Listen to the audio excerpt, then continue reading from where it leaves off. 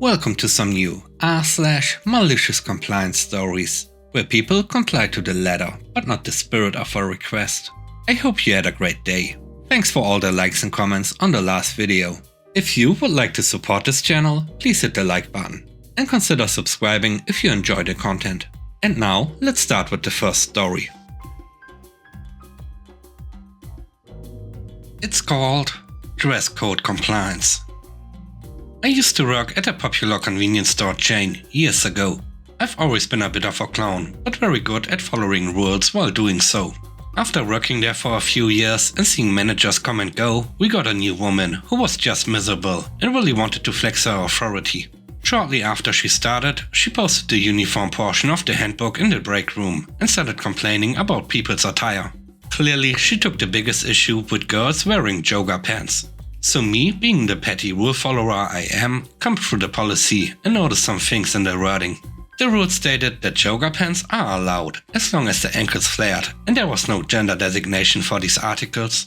Cue Malicious Compliance. I and a friend went to Walmart after work and bought me a couple of pairs of flared joga pants. Now, mind you, I'm not a huge guy, but I am chubby and have a big beard. I began wearing them almost every day I worked, and especially if she was working. This infuriated her. I would regularly hear her protests and even saw her go to the AGM and GM. Their response was always, "I can't say anything, he's in dress code." This continued for a month tops before she requested a transfer. But what made it even more fun was trolling weird perv customers. They would stand in the deli area and gawk at the young ladies working, especially if they were bent over the hot food table. When I would notice this, I would slide over beside them and give the boys two butts to look at before wrapping my head around and making eye contact with them. The level of disgust on their faces filled my heart with joy. The next story is called Pennywise. Years back, I worked in regional sales. My base was in Portland, but the job had me traveling to Seattle on a regular basis. We had a small branch there. It had been downsized, leaving me with the responsibility to manage the existing accounts. The business was on a long downhill slide.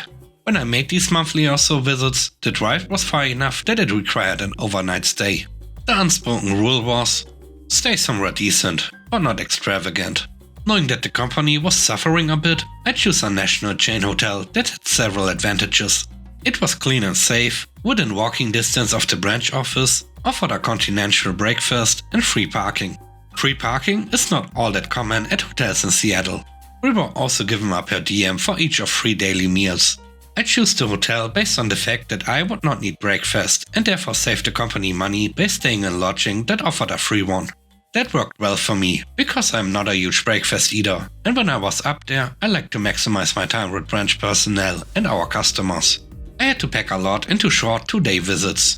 On one trip, I had to get up very early in the morning to begin a particularly packed day. I skipped both breakfast and lunch altogether. I simply didn't feel that I had the time to waste. Plus, Seattle is big, traffic is bad, and often there were many miles between customers. I'd started out at 7 AM and finished about 6:30 PM. I was tired, but even more famished. I went to a nice but not overly expensive place for dinner. When I got the bill, it was about $10 more than my dinner per diem limit. I figured it was no problem, since the total was only about 10% more and still far below the daily allowance for all 3 meals. About a week after I got back, the branch manager in Portland barked at me. "Come into my office." I had no clue what I had done wrong, but the look on his face told me he wasn't pleased.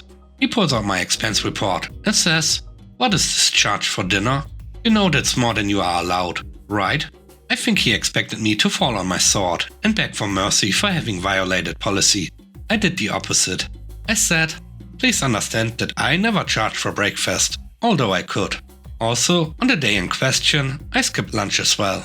So the total, while above the limit, is still far below what I am entitled to for daily meals." He grunted.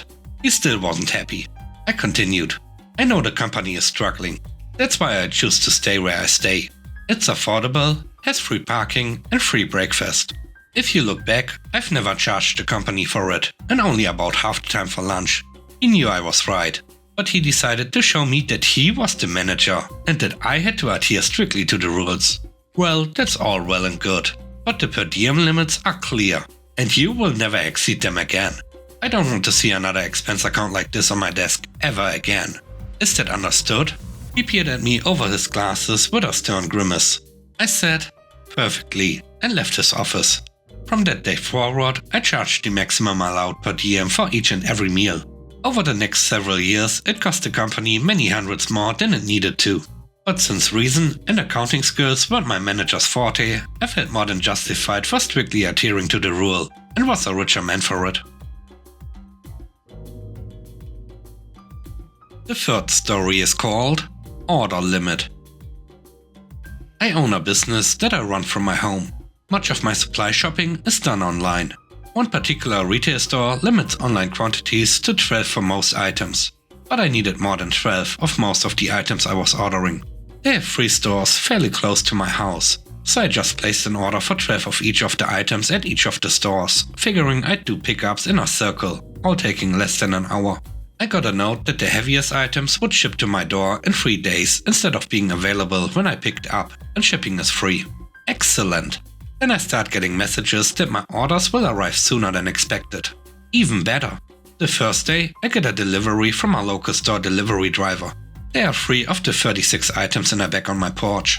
An hour later, I get a second delivery from a different store delivery driver. This bag has 1. A couple of hours later, another delivery from another store delivery driver. This bag has 6.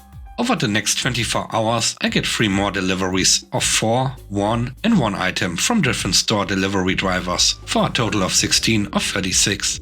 6 deliveries, 6 different drivers. On the original scheduled delivery date, I get the rest of the order in 1 shipment, but 3 different boxes from FedEx. The items are glass bottles, and each bottle is wrapped in some weird but protective wrap. The product normally comes in small box cases of 6, so that is what I was expecting.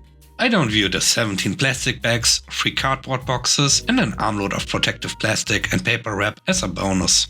Overall, I think the blue and yellow retailer paid something like $80 to $90 to deliver a $133 order. Maybe they can't have cashiers any longer, because all of their employees are busy delivering 1 order in 7 separate trips.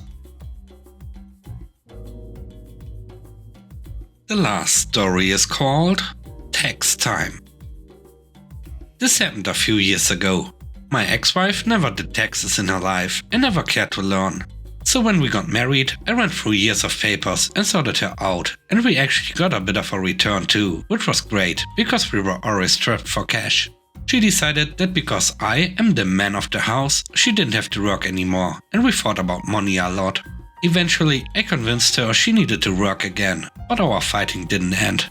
We separated for 2 years as we tried to mend our relationship. She moved to a new town and got a job as a nanny. The people she was working for gave her the option to work for them or to be considered a contractor. I told her to take it as an employee job, because she wouldn't like the paperwork that came along with it, but she liked the idea of having more money in hand. She was paid well, but still lived paycheck to paycheck, so she got another job. She eventually went into no contact with me during that time, but reached out to fix our relationship when tax time came. I again had to file multi-year forms. As we were legally separated, I checked the laws about filing on behalf of another person. It stipulates that even if you believe the taxes are fraudulent, you must file it as it is reported, and there wasn't any liability to the person filing the tax. When I told her she needed to report her nanny income and pay the tax out of pocket, she told me she didn't want that included. She took out that part of her tax filing, and just like that, she owed no taxes.